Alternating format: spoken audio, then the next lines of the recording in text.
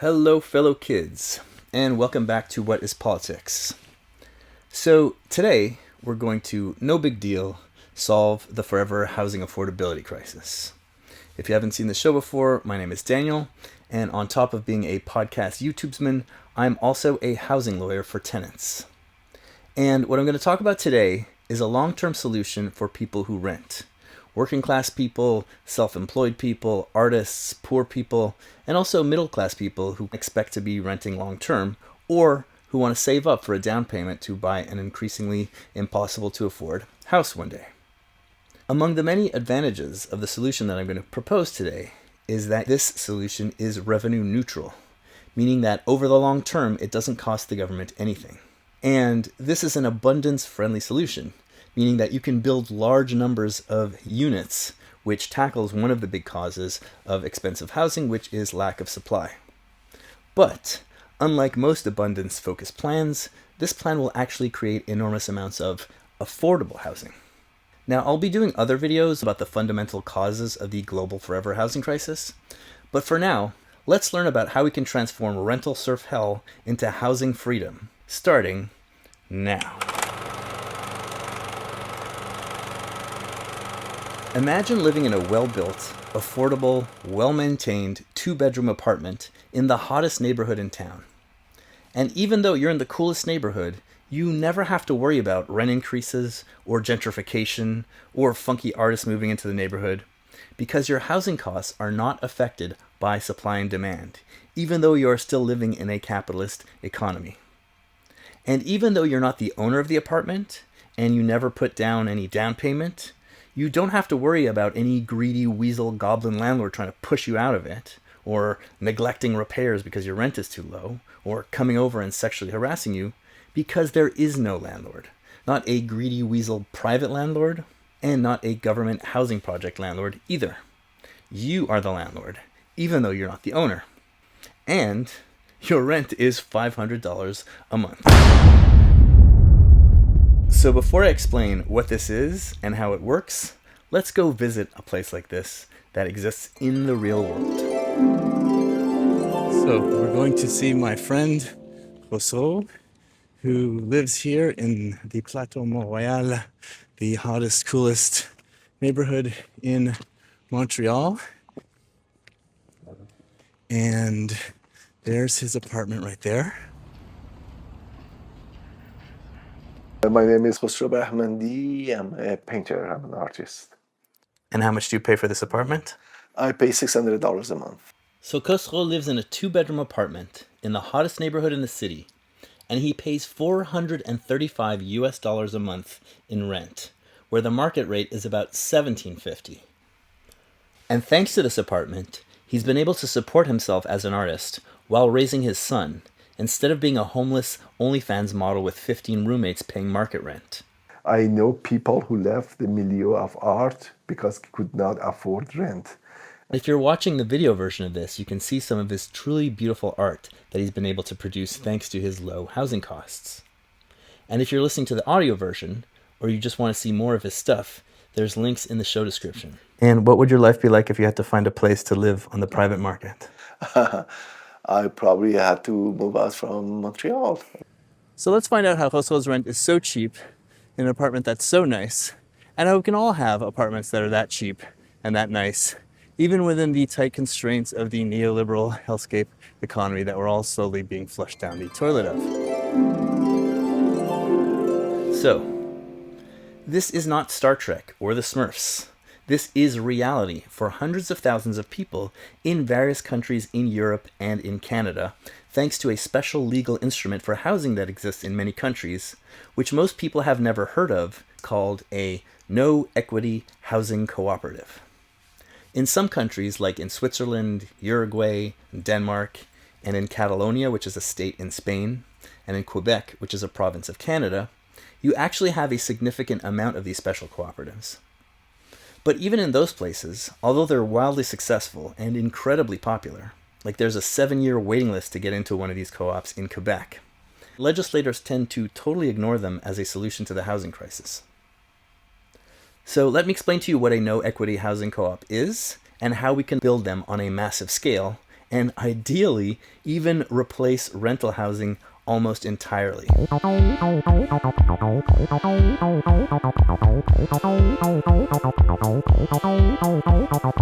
So a no-equity co-op is kind of like condos, or like a regular, boring co-property cooperative, where all the residents co-manage the property together.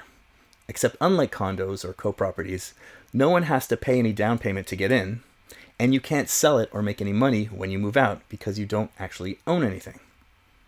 You control the property, and you have all the rights of an owner, except for the right to sell, but the actual legal owner is the cooperative itself.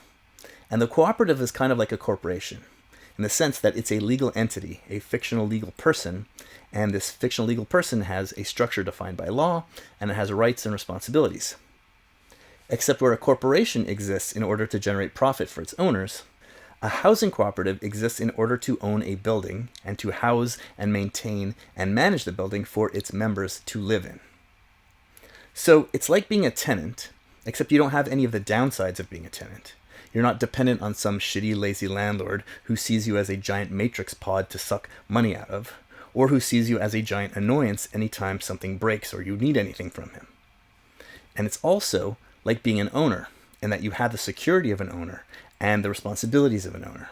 So you're like an actual adult human being, instead of a dependent serf child who has to beg daddy landlord to paint your walls and who gets blown around from neighborhood to neighborhood by the winds of gentrification every time the market heats up. A no-equity co-op can be established for a new building where no one lives yet, or that hasn't been built yet, or it can be established for a building that's already occupied by renters. So let's say that you have an apartment building with 10 units, and it gets converted into a cooperative.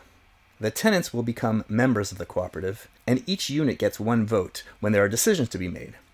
And, like in a condo building or a co-property, the members are the landlords, and they either elect a board of directors, or often they are the board of directors.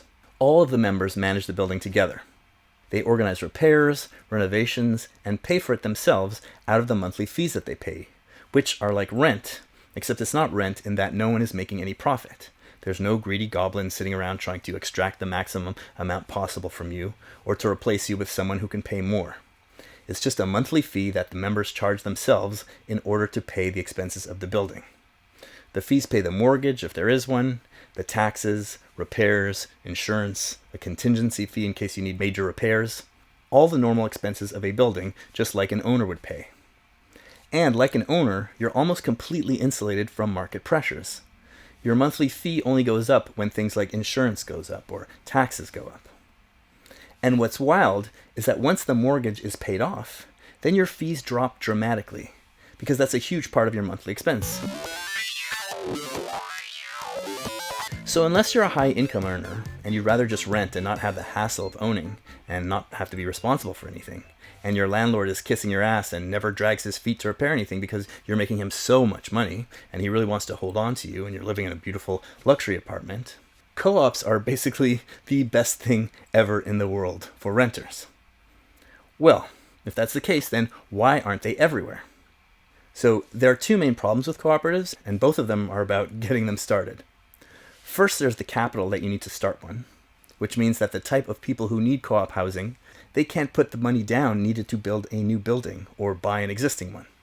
And the second problem is that the current inflated costs of land and property mean that if you do buy land to build to start a cooperative on, or you buy an existing building to turn it into a co-op, your monthly cost as a co-op member will still be lower than the market rate for rents, but the market has exploded so much and so quickly in recent years that even if you're paying 25-30% less than the market, it's still not really that affordable in most cities.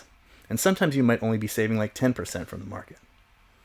A co-op becomes more and more affordable over time as market costs go up, and co-op costs just stay flat, or they basically just go up with inflation. And then when the mortgage gets paid off, the costs drop off a cliff. But it's not super exciting to start a living situation where you'll need to do administrative work and have meetings and these responsibilities if you're only saving 10, 20, or even 30% off of wildly inflated market rents. So let's look at workarounds for these problems, and then we'll see how we can build cooperatives on a massive scale, and also how we can convert existing rental housing into co-ops on a mass scale. So if you're a group of tenants and you want to start a co-op, you need to buy the building that you're in, or else you need to pay to have a new building built. Well, that costs a lot of money, and you need a mortgage and a down payment to get it started. And like I pointed out, the tenants who need this kind of housing, they don't have down payments. So in order to do this properly, you need Uncle Sam Big Government to pay the initial costs. The tenants pay the entire cost over time, so it's revenue neutral and costs zero over time. But the government still needs to front the money to do this on a mass scale. And that means they need to tax, or borrow, or print the money, all of which have serious problems. Except there's a workaround, as we'll see. First, taxes. So from the 1930s until the 1980s or so, governments used to be able to do this miraculous thing called make rich people and corporations pay taxes.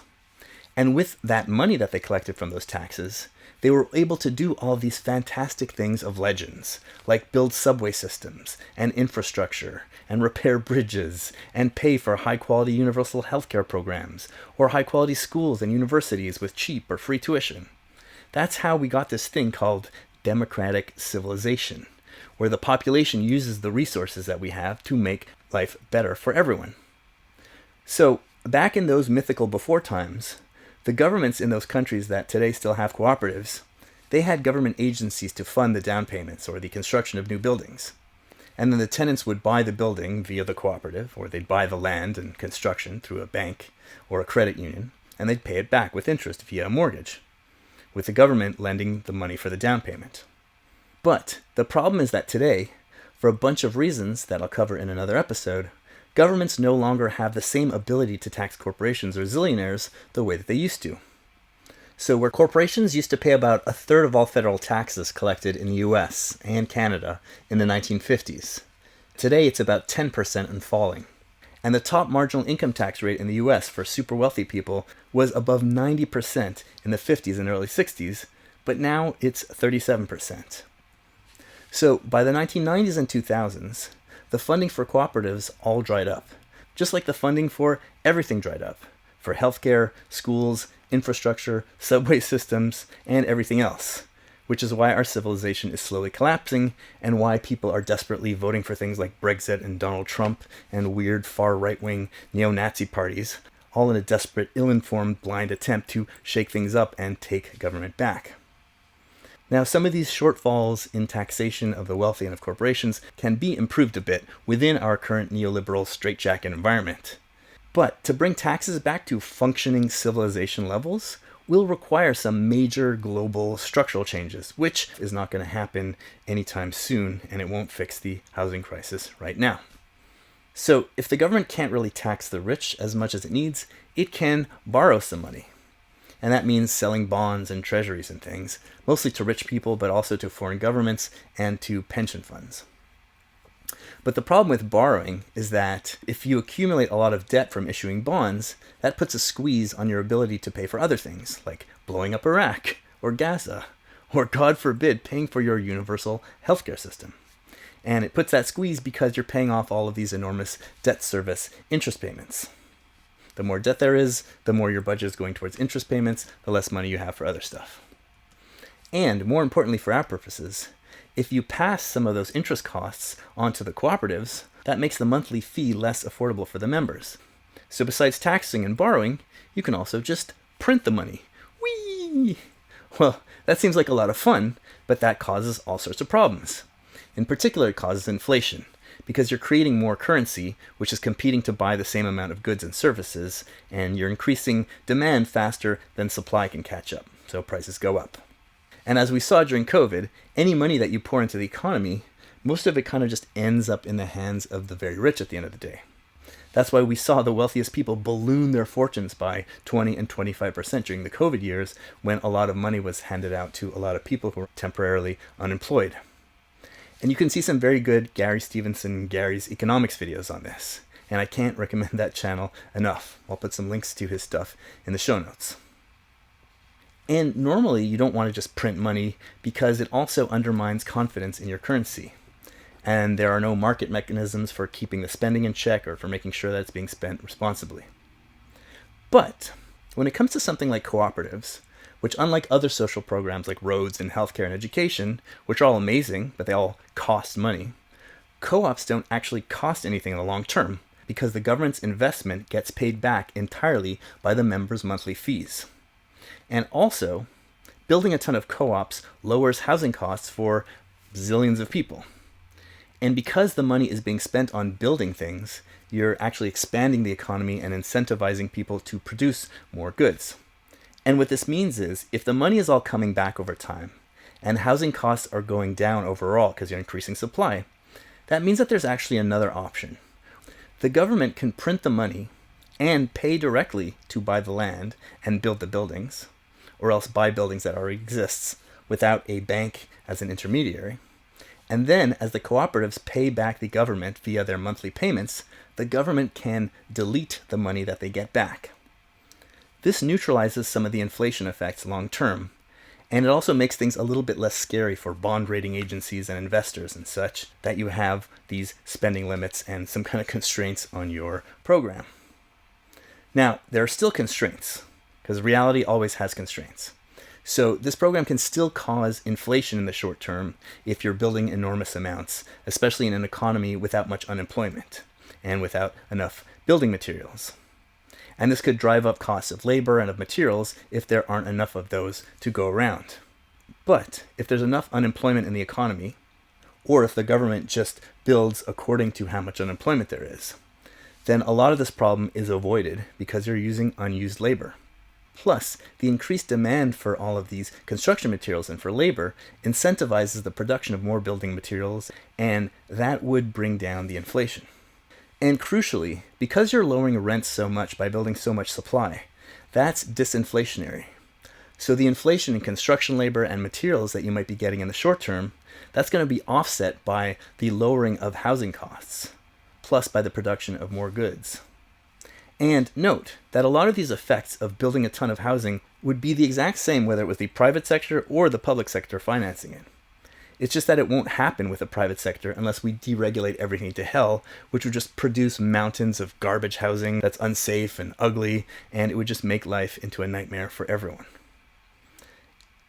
Now, I'm oversimplifying a little bit when it comes to print, build, delete.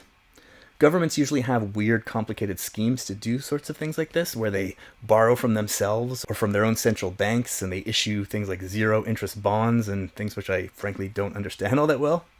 But governments do stuff like this. Things like the reconstruction of Europe and Japan after World War II were funded in part with schemes like this, and China also builds insane amounts of housing, financed in part in this way. And Singapore, for example, has an enormous housing program where 80% of people live in public housing that was also sort of financed this way in part. And I think government housing and public housing can be great. There are lots of great examples of that around the world, like in Singapore or famously in Vienna, where 60% of the population still live in excellent quality, low-cost public housing. And the UK also used to have a wonderful public housing program. But the huge fatal problem with government-owned housing is that you're depending on whoever's in government to keep taking care of your housing. So when you get right-wing governments elected, or also fake left-wing governments who are bought by the developer lobbies, well, they purposefully will neglect the public housing, and then they let it go to ruin, and they'll mismanage it on purpose, and then they'll say, oh, look, it's just not working. It's a total disaster. And then they'll gut the program, which is what they did in the US with their catastrophic public housing sector. Or even if it works great, they'll just sell it privately and get rid of it, like they did in England under Margaret Thatcher. Unlike public housing, cooperatives are non-profit and they're worker-controlled, but they're technically in the private sector. That means that they can't be dismantled. Now, if the land and the construction are still expensive, and the rents in these units still aren't affordable enough, since you're the government lending directly, and there's no giant mountain of interest piling up like you have with a regular bank mortgage, well, then you can theoretically extend the payback period to 50 years, or even more if necessary. Recently, people laughed at Donald Trump when he talked about extending mortgages for 50 years as a solution to the housing crisis, but that's because he was talking about private mortgages for individual owners. If you're an owner buying a house with a 50-year mortgage, that means that you're paying an enormous mountain of interest, and you don't get to own your house until just before you croak, if you're lucky. And this is a giant wealth transfer from homeowners to banks and bank investors, which increases inequality, which increases asset inflation, including housing costs. But in this case, with the cooperatives, there's no bank and no investors and no interest. So you can extend the payback period as much as inflation constraints will allow. And to deal with the inflation costs, you can make the monthly payments go up with inflation. All of this, the whole project, would break the mold of what we're used to doing. But it is doable. The big obstacle will be the real estate sector, and also the business sector in general, who will be instinctively opposed to the idea of people starting to think that government can actually do stuff for us. And then you have issues with where to build. A lot of the YIMBY abundance talk is about densification of cities. And unless you want to turn every beautiful city into a Hong Kong horror situation where no one ever gets to see the sun all year because it's all high-rises everywhere, you need to build outwards at some point. And you want to build actual mixed urban commercial neighborhoods that are cool and enjoyable to live in, not just endless suburban sprawl like you have in the United States. And land is cheaper outside of the cities and in smaller towns. But because of growing inequality, economic opportunities are always centered more and more in the big cities. But a large-scale project like this, which will build proper neighborhoods, would generate some economic opportunities outside the big cities.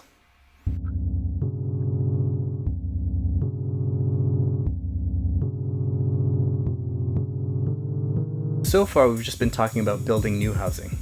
But another way that cooperatives can make life better for everyone is if we transform almost all of existing rental housing into cooperatives over time. Aside from temporary housing, like things like for students or tourists or whatever, and high-end rentals, which, like I said before, are the only sector of the rental market which actually works well and delivers for the people who rent. So the way that this would work would be that for any building that's like a fourplex or more, especially if the landlord doesn't live in the building, when the current owner wants to sell, the tenants get the right of first refusal, meaning the landlord has to offer to sell to the tenants first before putting it on the market.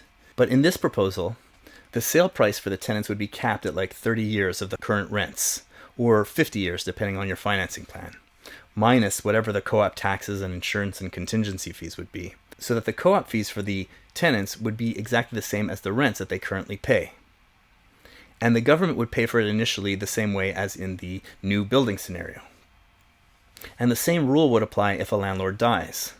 Instead of his absolutely reprehensible, evil scumbag children inheriting the building, and as a tenant lawyer, I've seen this a million times. The parents buy the building in the 1970s and 80s, and they didn't grow up rich, like often they're just new immigrant families who bought in when it was cheaper. And these are normal landlords, sometimes they're decent, sometimes they're shitty. But when they die, their kids who grew up rich are just incomprehensibly rotten brat monsters. And they inherit the building, and all they want to do is jack up rents to the maximum and throw everyone out in the street so they can buy fancy gold-plated cars and show off to all their stupid cokehead friends. If you're a tenant who ever had your nice landlord die and his kids take over, you know exactly what I'm talking about. And if you're a parent who didn't grow up rich, and now you are rich and you have kids, you really owe it to your kids and to yourself and to the world at large around you to make sure that those kids are not just spoiled monster demon shits. But I digress. So, instead of these total sack of doo-doo monster people inheriting the buildings from their parents, the tenants will buy the building and pay the inheritors. And if the landlord lived in the building, then the kids can become co-op members too if they want to live in his unit. And then slowly after a generation or two, the entire city becomes housing co-ops except for single homes, duplexes and triplexes, and condos, and super luxury rentals or student housing. The places where the private rental market actually kind of functions. And then you'll have most people paying 10, 20, or 30% of their income on housing instead of 50% and 60% like it is now. And this project is good for everyone, not just for tenants. Like if you're a homeowner who won't be living in a co-op, but you're also a business owner, I want you to think about just how incredible it would be for the economy as a whole if instead of everyone having 40, 50, or 60% of their income getting sucked away into rents, and even boring regular vanilla mainstream economists will agree that rents are a generally bad thing. It's just a drain on the economy that doesn't produce anything. So if instead of people paying 50, 60% of their income on rent, now they're just paying 30 or 20 or even 10% after the mortgage is paid, imagine what this does to the economy. People will have this enormous flood of money to spend on restaurants or action figures or synthesizers or traveling, and we might even be able to save for retirement. They might even be able to buy eggs. And this would create a ton of jobs for people in construction and for construction schools and trade schools, all the jobs that AI companies can't steal from us. It's good for business, it's good for tenants, it's good for generating tax revenue, it's good for absolutely everything and everyone except for real estate developers. And it's also good for landlords too, because they can finally be freed from idle rent dependency, and they can go out and get a real job and contribute to the economy and make something out of themselves and become proud, productive members of society, instead of sad parasites lowering the standard of living for everyone and sucking all the money out of our economy.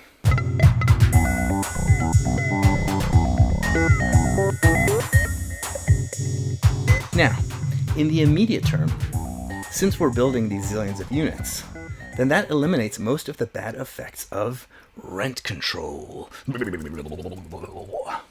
Even though 80% of economists think that rent control is the worst thing ever in the history of the human race, those same sheltered upper middle class idiot economists also admit that it's the only thing that you can actually do which works to keep rents down in the short term.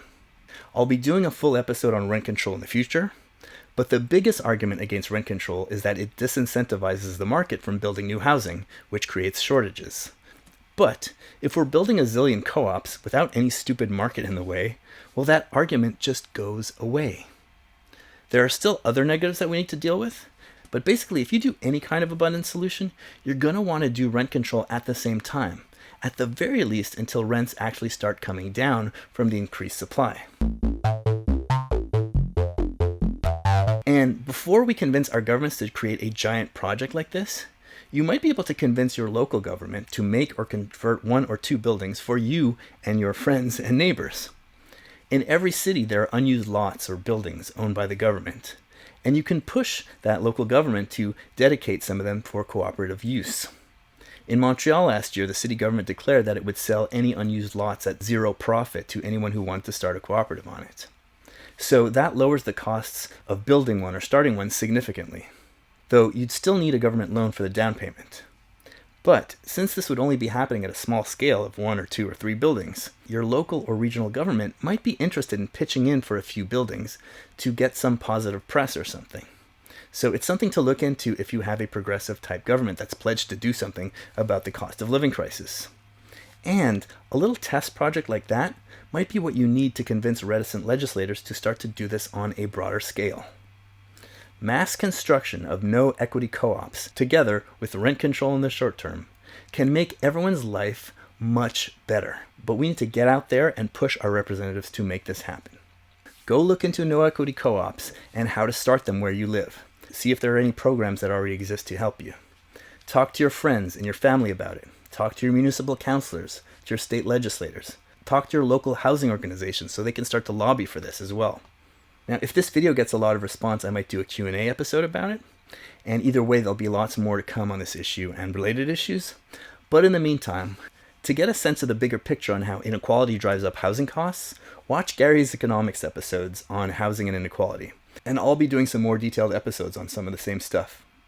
Check out my other videos to learn about a whole bunch of things about how the world works and how human beings work. And if you have any money and the inclination, I do not monetize my channel for a bunch of reasons, so please check the links in these show notes for one-time, per episode, or monthly donations so that I can afford to keep doing this. Also, like and subscribe so the algorithm lords can favor this video, rate and review the show on iTunes or Apple Music or whatever it's called now for the same reason. Share this with everyone who needs to hear it, which is everyone. And if you have questions, arguments, corrections, or idiotic tantrums to make, go ahead and leave me some comments. Comments are how I learn and grow. And until next time, see ya.